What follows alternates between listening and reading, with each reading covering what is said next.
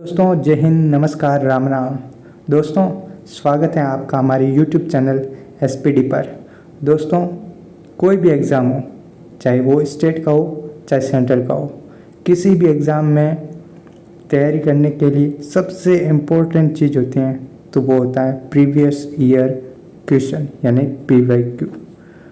और इसी के लिए अपन जो इंडियन पॉलिटी है उस इंडियन पॉलिटी में पिछले कोई भी एग्ज़ाम, चाहे वो NTPC हो, चाहे SSC का एग्ज़ाम हो, चाहे स्टेट का कोई एग्ज़ाम हो, उन सारे के सारे एग्ज़ाम में पॉलिटी से जुड़े हुए जो क्वेश्चन पूछे गए हैं उन क्वेश्चनों को कवर करेंगे और वे 500 से ज़्यादा क्वेश्चन होंगे।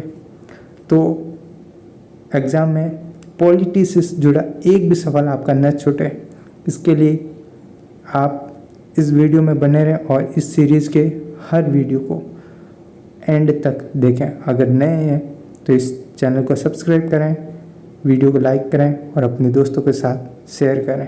तो आओ चलते हैं। तो दोस्तों आपके सामने पहला सवाल है। पहले सवाल में पूछा है 1925 में केंद्रीय विधानसभा के प्रथम निर्वाचित अध्यक्ष कौन थे। ठीक है, और 4 ऑप्शन दे रखे हैं और इन 4 ऑप्शन में से जो बी ऑप्शन है वो सही है, विट्ठल भाई पटेल। एक चीज़ ध्यान रखना, जो प्रथम निर्वाचित अध्यक्ष हैं ये इंडियन है। अगर विधानसभा के प्रथम अध्यक्ष की बात करें तो प्रथम अध्यक्ष जो है वो है फेरिक वाइट। कौन है? फेडरिक वाइट है। कौन है? फेडरिक वाइट है। और इस केंद्रीय विधानसभा की जो स्थापना की गई, गठन किया गया, ये किया गया 1921 में और इसका गठन हुआ था भारत शासन अधिनियम 1919 के तहत।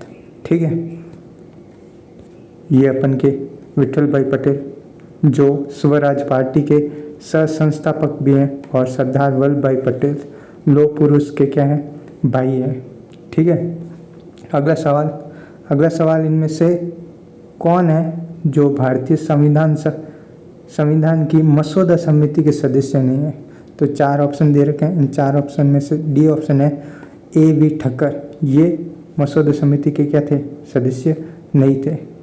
ठीक है, जो सदस्य थे उनमें जो अध्यक्ष थे वो अध्यक्ष थे डॉक्टर भीमराव अंबेडकर और इनके अलावा जो सदस्य थे वो थे N. गोपाल स्वामी अयंगर, अलादी कृष्ण स्वामी अय्यर, K.M. मुंशी, सैयद मोहम्मद सादुल्ला, N. माधवराव और T.T. कृष्णामाचारी। ये पहले थे। इन दोनों का निधन हो गया और निधन होने के बाद N. माधवराव की जगह B.L. मित्तल को लिया और T.T. कृष्णामाचारी जी का D.P. खेतान को स्थान दिया। ठीक है, और ये देख लो आप मसौदा समिति के 7 सदस्य, ये अपन के भीमराव अंबेडकर। ठीक है, नेक्स्ट सवाल है कि पंडित जवाहरलाल नेहरू ने किस तिथि को संविधान सभा में उद्देश्य प्रस्ताव प्रस्तुत किया। तो ध्यान रखना 1946 में 13 दिसंबर को उद्देश्य प्रस्ताव प्रस्तुत किया। एक चीज़ ध्यान रखना, जो संविधान सभा है इसका गठन जुलाई 1946 को किया गया, लेकिन इसकी फर्स्ट जो बैठक हुई वो हुई 9 दिसंबर को।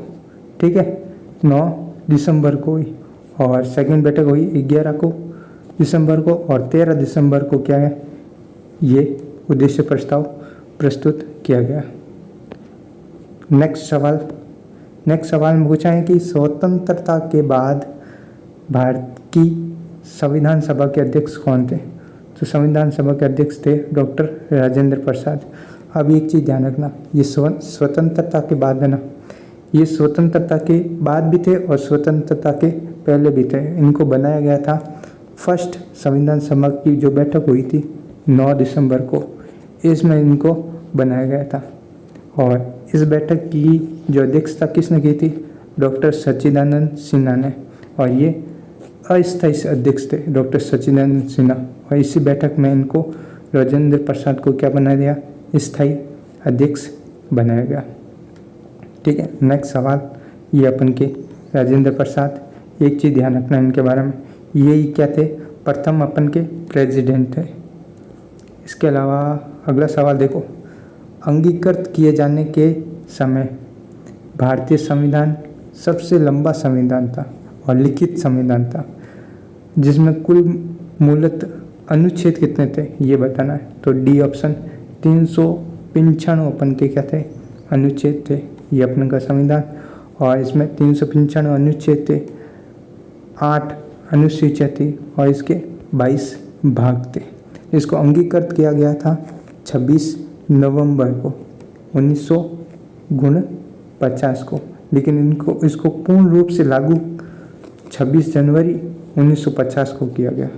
ठीक है, इसी तरीके के और वीडियो देखने के लिए इस चैनल को आपको क्या करना है, सब्सक्राइब करना है और इस वीडियो को लाइक और अपने दोस्तों के साथ शेयर करना है।